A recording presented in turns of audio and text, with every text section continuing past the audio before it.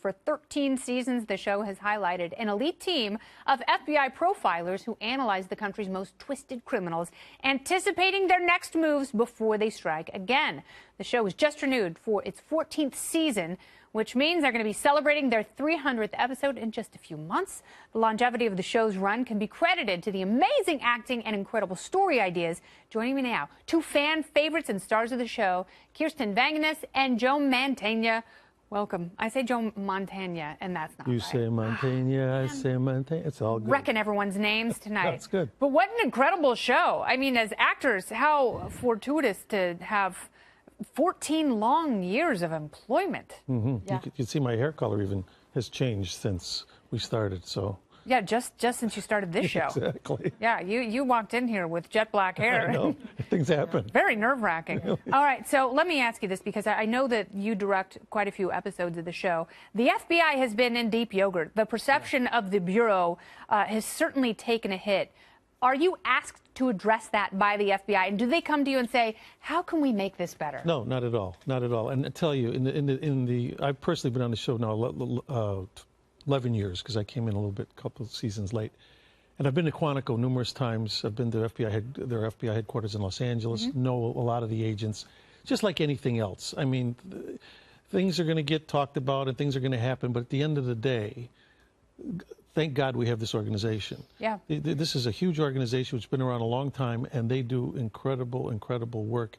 And our job is to just kind of, we do the pretend version of it. But when people say to me, oh, geez, isn't that show kind of grim? And I say, you think the show's grim? You should see what they really do. Yeah, you should see what happens in the crime scenes. Right, we can walk away from it. They can't walk away from it. And I just think of the example recently where this one FBI guy who I met in Los Angeles, he's the guy that was responsible for that whole thing you heard about recently where they tracked his DNA because like some murderer's cousin sent in his DNA for one of these websites to, I want to find out what nationality I am. And they traced the DNA back through it was a lot of laborious work to find out that he had a relative who wound up being the murderer of 30 years ago of these women. Wow.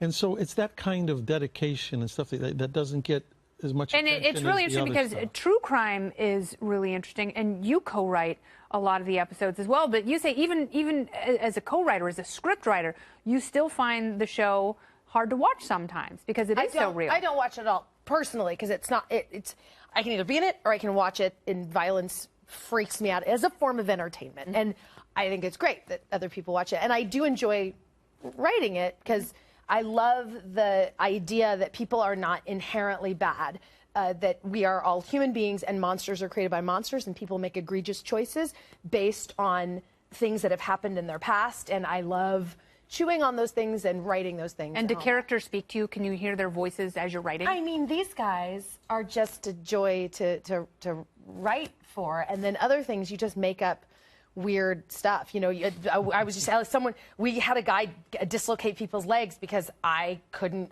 achieve something in a dance class. When I was writing, and I dislocated my own leg, and I was like, that'd be a gross thing to do to somebody.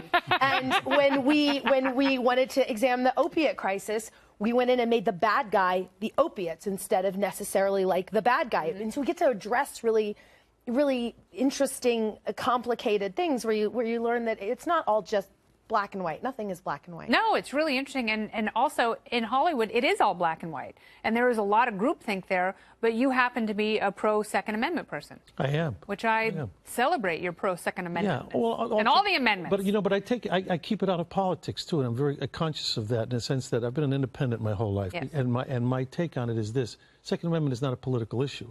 It's part of our Constitution. It's not a Republican issue. It's not a Democratic issue. It's a natural right. It's a natural to defend yourself. Right. And if people who are against it, it becomes that whole, if you're for the Second Amendment, you're into the people taking guns and running around the street and killing each other. Yeah. It's not. Read Thomas Jefferson. Go back to the origins of why we have this. Yeah, and as you pointed out, it was a lot easier to get a gun in the 50s, but kids weren't going into classrooms killing each other, and that people have changed. Yes. Fortunately, they want to watch good television. They want to see some of those issues resolved, and that's why they turn to Criminal Minds. Kirsten and Joe, thank you so much for being here. Thanks for having me. And congratulations, 14 more seasons to come. Yeah. At least. For 13 seasons, the world of Criminal Minds has delved into the work of an elite squad of FBI profilers who hunt the country's most twisted killers. It is darkly addictive viewing, and joining us this morning, two cast members, actors Joe Mantegna and Kirsten Vangsness.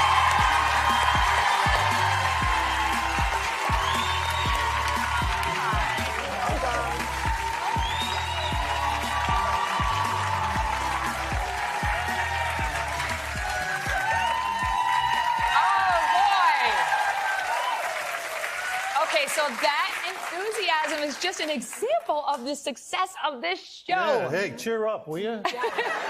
It's going into its 14th season now. Yes, 14 Good years. look at this. Now, Joe, is it true that your character's name was actually inspired by a real policeman? Yes, my character was inspired by a real policeman, David Rossi, who was actually the first person to testify in the O.J. Simpson trial many, many years ago.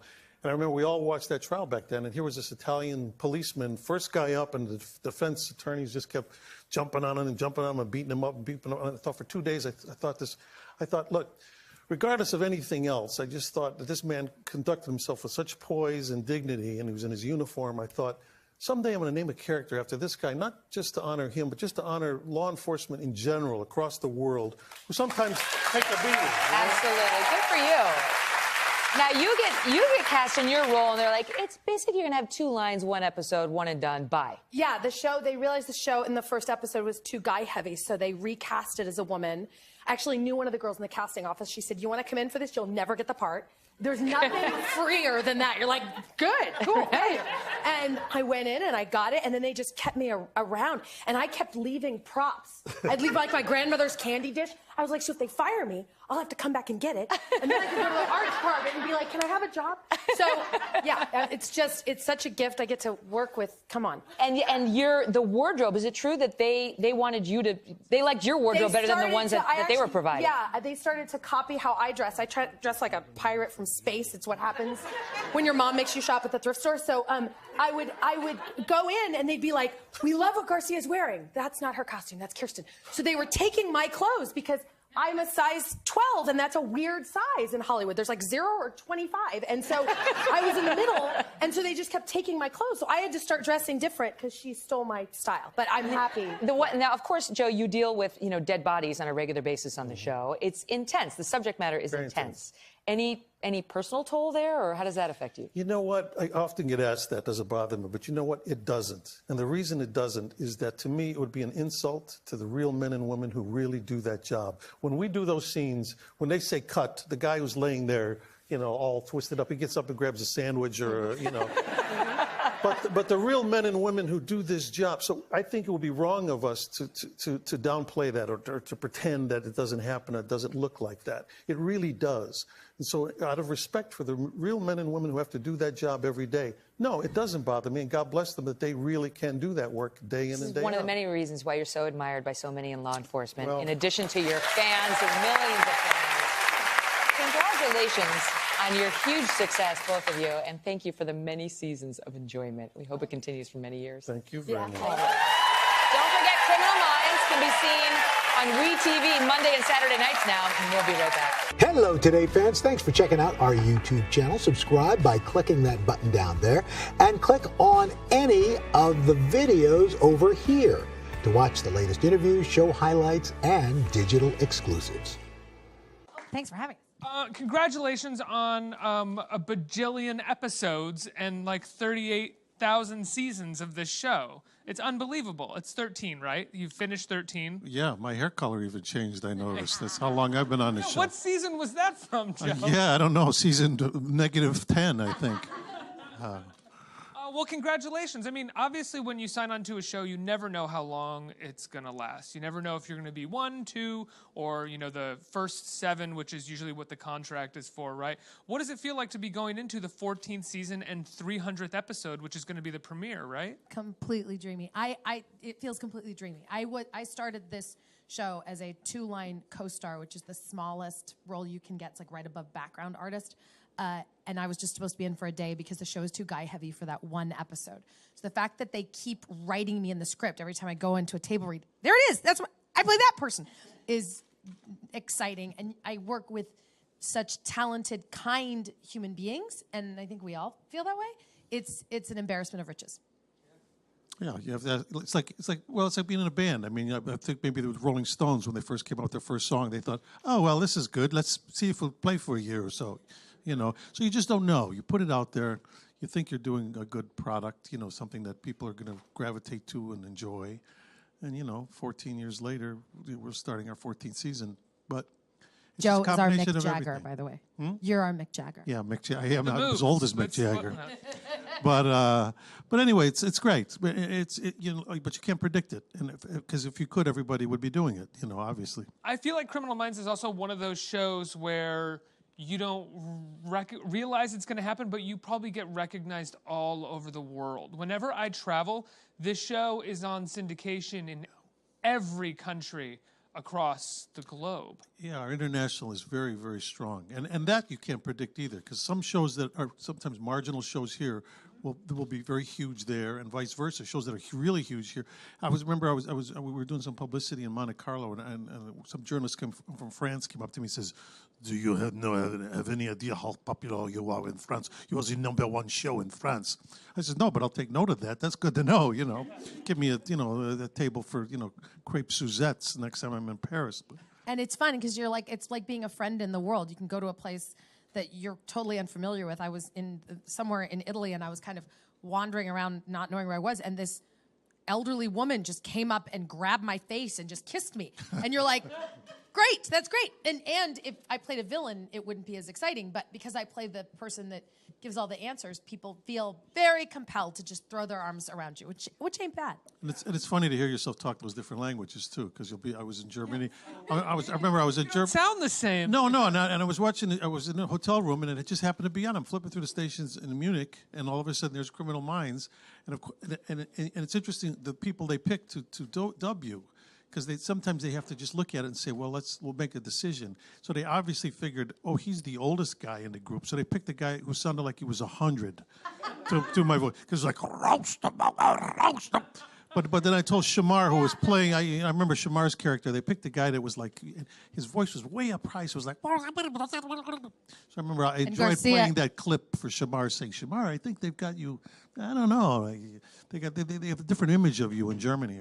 And Garcia's got a real deep timbre in German. Yeah, so it's weird. What is it like? I'm always curious when it comes to a procedural like this. There always has to be a moment where a character, and you kind of had it in this scene, where the music is going to swell, and you are going to sort of announce the thing that you have learned that everybody should be on the same page as with you. And you kind of have to deliver that line in this really great way. What is it like? Do you know that line is going to be like that? And is there a practice over the course of time where it's like, this line is this, and we got to hit it this way here? No, I mean, sometimes they tell you, sometimes you find out when you watch it and they've put that swell of music behind you. Like, is there a name for that line in the way that there is a name for, like, the second commercial break, like go out, like the boom or whatever it's called? I don't know. Is there? I don't know. You've directed more. I know that sometimes I'll make a decision that, like, when she's learning information, you can rattle it off like exposition, like I already knew this. Or you can rattle it off like, oh my God, I just found out this.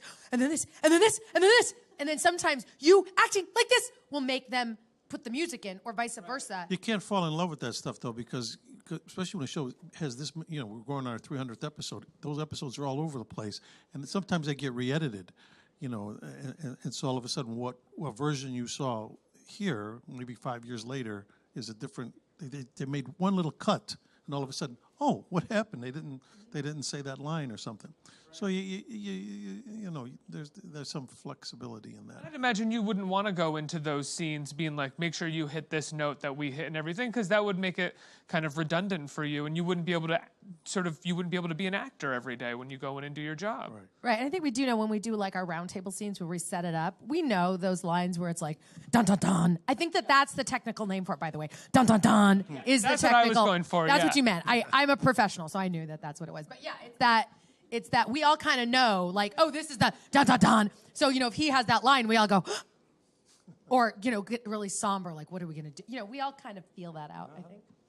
No, so WeTV is doing a sort of big marathon on Saturday and Monday, commemorating the 35th anniversary of National Missing Multiple Children's. Saturdays and Mondays. Multiple Saturdays Oh, and yeah, Mondays. it's going to be. I'm so sorry. It's okay. okay, yeah. There's more Saturdays and Mondays for everybody. Talk to me about National Missing Children's Day. What exactly it is, and you know why you're out here talking about it along with the show. It's the day that we make sure that we keep awareness for the law enforcement and all the people that take care of and make sure that children are safe, and that when they are put in situations where they're unsafe, that they get them back to safety, and to remind everybody that this is something that we all have to kind of be cognizant about, because the small humans of the world are the ones we're a big human family and we have to take care of each other. And there's a lot of things in our show that highlight ways to stay safe and try not to let it completely freak you out, so you're like hyper vigilant in your house and not wanting to leave your house, but you can learn safety tips from it. And so this is WeTV has come up with this way to sort of highlight the importance of child safety by doing episodes of Criminal Minds in like a marathon-y kind of way too, and they focus on child abduction stuff and whatnot. Yeah, I mean, there really is those educational aspects to our show that you can watch it, and still it's drama, it's got whatever the excitement, the terror, whatever the elements of the show are. But within those elements, we often really, and there's a conscious effort, I think, on behalf of the writers to show that, you know, you can learn something from this. In other words, how to put yourself so you're not in a particular situation that would lead to this kind of bad end, you know, and also ways to maybe even get yourself out of those situations. So it's nice when you could take a dramatic program and actually put elements of almost a public service within it. And as much as the show moves each episode moves much faster than an actual sort of profile or arrest would go, the elements are still kind of the elements that would go into a regular sort of profiling situation, right? Oh yeah, exactly so. Yeah, we have FBI advisors and all that, and the FBI actually comes and visits us. It's quite an honor when people that are just so full of integrity and so awesome, like the way you pretend to be them, and show up even though you don't really know how to type. That's cool. Is that true, or do you not know how to type? Don't look down when you're watching the show. Keep your eyes up here. You're just kind of banging around? They actually gave me like a rubber keyboard because I'm so loud, because I hit that F12 all the time. F12 gets so much action when you're trying to look for somebody on the keyboard for some reason with me. But no, yeah, don't look down. This hand I'm great at, but this one's not. This is for balance. Joe, you know, she mentioned that you've directed a number of episodes. How many episodes have you directed at this point? I'm not sure. I think less than 10, but maybe 8, 9, 10, something like that. What made you start directing them? They asked, you know, to tell you the truth. I directed a film years ago, and then it wasn't that I came in and said, hey, you know, I really, that whole line, I'm an actor, but I'd rather direct kind of thing. Have you made one film? Just one film? Have you made I did couple? one film, a film called Lake Boat years ago. Right. And it was a wonderful experience, but it was like a year out of my life, and that's a whole other ballgame when you're directing. It's a much bigger responsibility than just being the actor. But they came to me and said, would you be interested in doing some episodes? And I'd already been on the show a few years at that point. And I said, you know, well, sure, I'd be interested in that. And I did the one, and I enjoyed it, and it's been doing about 2 per season since, you know. But you have to put on a whole other hat, and rather than just worrying about your own character, now you have to every sentence, every line, every moment of the show is on your watch. So. But it's a great group, and it's as Kirsten. He's great. He's a great director. It's fun when he's there. Adam's actually directed. Matthew's directed. Yeah. Aisha's directed. But it's so great when he's there directing, because you automatically feel like calm because he's so smart. You just trust him. I imagine not just because you're an actor, but you come up in the theater and you come up I bet you're in a lot of ways an actor's director. Well, I hope so. I mean, you know, I think when actors are given that opportunity, if they have that inclination to do it, at least they're coming into the game with some idea of what the actors are going through and the process. And so that's a little bit of an advantage, maybe. I can't imagine being a director and even trying to go into it without trying to understand where actors are coming from. It would just be maddening. Oh, it happened. Oh, yeah. It's like, we just need to get that camera to move that way, or that light to be that way, or... Yeah. So it's nice when Yeah, I mean, I said some directors, if they'll come from a place of their whole background is the technical aspects of making a film. So in other words, it's all about the lighting and the sound and the look and stuff like that. And there's not much attention paid to sometimes to the story itself. So then you have to really rely on, the actors better have their act together and kind of fill in those blanks themselves. I imagine, having been doing this now for, as we said, 13 seasons, when you get a director like that, not that you often get directors like that, I'm sure all your directors are great, you guys are kind of able to really rely on each other and do your own thing because you know these characters in and out, and you probably know your writers in and out as well. Yeah, and I mean that's just the gig. I think that's the gig of a director. If you have an actor that's kind of wonky, you've got to fill in the blanks. If we've got a director that's kind of wonky, we have to fill in the blanks, and it all kind of comes out in the wash. But yeah, I mean, we all tremendously support each other and are fans of each other and want nothing more but each other's success. So it begets good stuff. You guys you're kind of one of the few shows still that's doing 22 episodes a season, it feels like. I mean, if you're on CBS, you're doing 22 episodes a season. It feels like they kind of really stick to that at this point. What is that like? Do you guys have any jealousy of the other shows that are doing 10 episodes a season? No, my feeling is if you like, there's that old line, if you love what you do, you don't work a day in your life, and I really feel that, and so I enjoy being with these people. I feel very blessed. I've had a career that has spanned theater, film, now television, and I've liked all of it. And I've been doing it next year will be my 50th year as an actor professionally, and that's that catches my really. And what was your first role? My first role was the play Hair in 1969, the musical Hair. So there are millions of people who know me naked, First role on Hair, like the original production? Not the original production. The play opened here in New York in 1968, and after they opened in New York, they opened a company in San Francisco, Los Angeles, and Chicago. And I was in the Chicago. There were 4 companies running them, starting in '69, and I was in the Chicago company. Did that for and my wife was in it as well. And as it turned out, that's where we met or got together. And so I wound up doing that for about a year and a half. And mainly I did theater after that. I did musicals. I really thought my key into show business was to be doing musical comedy theater. Which is so crazy because some of your breakthroughs were doing kind of like tough guy David Mamet Well, characters. that's what I mean. David Mamet kind of took me off into a whole other direction. In other words, in what you learn in this business, you play the cards you're dealt. You know what I mean? Like I had it in my head, like, I guess this is what I'm going to be. I was even in a band for 5 years prior to that. So I thought, well, musicals and musical comedy, that's going to be my key. And all of a sudden, it takes a turn, and next thing you know, you're going this way. But that's okay. This way's okay too. So you just go with the flow. How did you hook up with him, though? Not to make this about that, but out of curiosity, coming from musicals. Well, just, luck of the draw that, we're 2 guys, we're 2 weeks apart in age. We both grew up in Chicago, and it was one of those things. I was a struggling actor, and he was a struggling playwright, and we bounced into each other. So I'm sure it's somewhat similar to, back in the days of Shakespeare, he probably ran into a guy on the street and said, "Hey, I got this play called Hamlet. You look like the right kind of guy for you. Want to do it?" I need somebody to perform what I wrote. Yeah, please. yeah, and it kind of started like that, and we've had a wonderful kind of relationship ever since. Yeah, and as I'm going to go to questions in a second from the audience, but as I said when you got on stage, House of Games is one of the great movies in my opinion. I watch it quite regularly. Yeah, I go back to it a lot. Let's get some questions from our audience right here.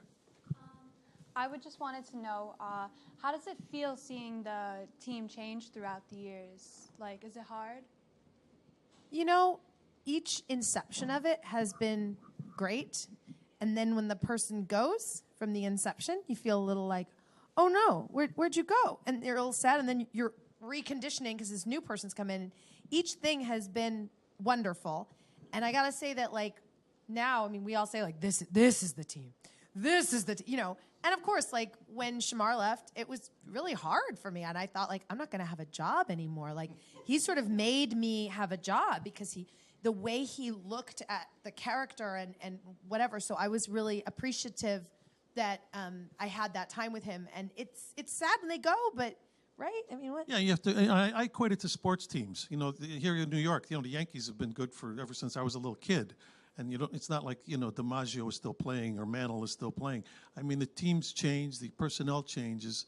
You just have to get the right people to still play that position who can do it just as well but in a different way. And so that's what we hopefully have done. And I think the key has been because we are such a strong ensemble show.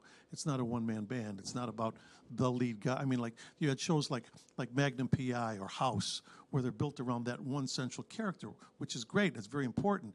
But what happens if you lose that guy? You know, if you lose House, you've lost the show. You lose Magnum PI, you've lost the show. But it's still Criminal Minds, and in our current kind of formation, it's these 8 people, and hopefully each of us play our positions well enough that the ensemble is what the people enjoy. Maybe they like one person, you know, each person has their own particular people. Oh, I like him the best or her the best. But at the end of the day, it's the ensemble that carries the show. The next question. I actually have 2 questions. One's really simple. Were you Berger or Claude or somebody else in Hair? And the one which is really more relevant to what's being discussed here, how would you get this message across to kids? I teach about kids in a lot of my courses as far as a cautionary tale about being abducted, because kids in different age groups process messages differently. In other words, how can you get it across to them so either they're not petrified or they're not, say as an adolescent might be, oh, this will never happen to me, I don't have to worry about it.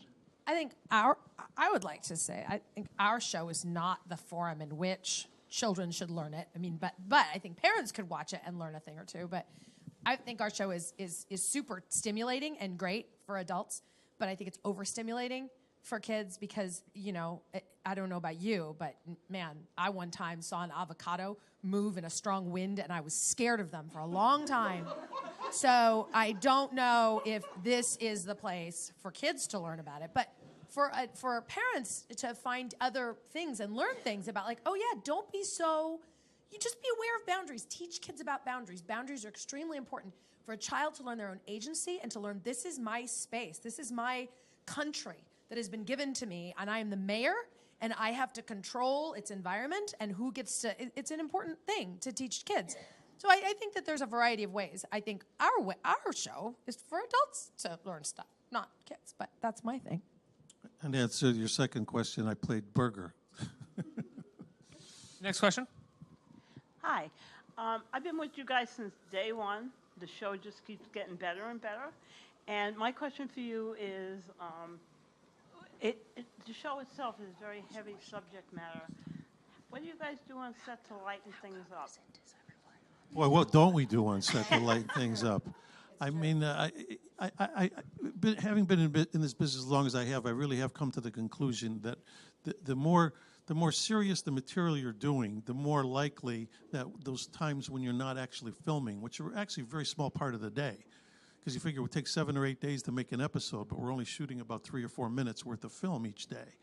So in other words, for those moments you're watching on film are those moments when they say between action and cut, which we're getting very serious. But all that rest of the 12-hour day, it's pretty lighthearted on that set. And so we keep it pretty light, and the personalities lend itself toward that. And we have a great crew. For the most part, they've been there the whole time. And I'm thinking of that moment when you're saying that. I'm like, oh, the one day where we had, you know, they were changing the lights and whatever, and Joe's like, Kirsten, let's see if we can light these cookie wrappers on fire. Right. And we go into his trailer and we can't do it, and we leave a burn mark on the. Let's go in my room and see if we can light these. Or the Italian cookie wrappers. Yeah, wrappers. And when I was a kid, when you lit these things, they would fly up in the air. Still working on it. I don't know, we're still working on it. But I mean, like, I co-own a distillery, and I bring bottles of vodka to work. And sometimes, if we've all learned our lines and whatever, and Aisha hasn't tried a particular, you know, this aquavit, I will bring it. And we're like, let's go in here and just, and now go back. After hours, we do that. After hours. We'd never. Yeah. Make it clear. Make it clear. After hours. Yes. One more. Hi. I'm wondering how cognizant everyone on the show is of the implicit messages being sent surrounding female agency, particularly when there is a lot of violence against women depicted. Well, I think that I totally agree with you. And by the grace of God, we've shifted the dynamic where now we have 4 women who are in power. The reality of it is a lot of violence happens to women, so it makes sense narratively that it would be more women that would be victims. At the same time, I often wonder, how on the balance are we between being part of the problem and part of the solution? And that answer is never really, really clear. It's always a little bit in the gray. I've written 4 episodes. I know that I make a concerted effort to when it is a female that is in danger, that we really treat it with a kind of reverence and instead of just blindly like random girl, like all of that nonsense. And I think we do, on our best day, we do that, and we certainly work towards it all the time, and we fail, and like any other show. But I think one of our great things is that we have 4 incredibly smart women that are smart off the camera and playing the characters that are strong, smart women. There's a girl who does a thing. She does this telefeminism project, and she's based in New York, and she does a Bechdel test. Wait, it's you. Okay, you know what I'm talking about. So this girl who runs this thing, she tests all these shows and does this and sometimes we actually pass the test. Sometimes we fail, but sometimes we pass, and that's exciting to all of us to be like, oh, we're nailing it. Yeah, and I'd also like to use an example. I've said this before, just to give you one quick example of how we try to use sometimes episodes like that as a teaching tool. There was one episode where in one speech, Matthew Gubler's character, Dr. Reed, and a woman was being victimized. And we're trying to figure out, how did this happen? How did this happen? And in one speech, he says, oh, well, it had to be the car parker when she dropped off her car at the valet. Because what he did is, and then we showed it in flashback, she put in her navigation system home for her house. So now he got in the car, he hit home and got her home address. She had her garage door opener on the visor. He took the garage door opener. He had a device to copy her code. Now he has that. So now he has her address, he has her garage door opener, he goes to her house, and most people don't lock the garage door between their home and their garage because the big door is closed and you can't open it. So in one speech, he gave enough information that any woman out there who just randomly goes to restaurants, as we all do, as my wife does, as my daughters do, just leaves their car, and, look, 99.9% of the time you're not going to have to worry about the valet parker. But still, maybe you should take the precaution. You don't have your home address in your navigation. You don't leave a way to get into your house on your visor when somebody else has your car. And you lock that door. So right there is a teaching tool that hopefully, and especially women, would be able to benefit from and maybe save a life. Hopefully not male valet parkers, though. No, I'm kidding. Sorry. Yeah, well. Guys, congratulations on 13 seasons, moving into 14. The marathon's coming up on WeTV in commemoration of the 35th annual National Missing Children's Day, which everybody should look into and go look online and check out. And also check out Criminal Minds this Saturday and Monday, and the Saturday and Monday after that. And when the show premieres for its 300th episode and 14th season in the fall. Is that in the fall, right? September. Everybody, please give it up for Kirsten and Joe. Let's hear it. Thank you.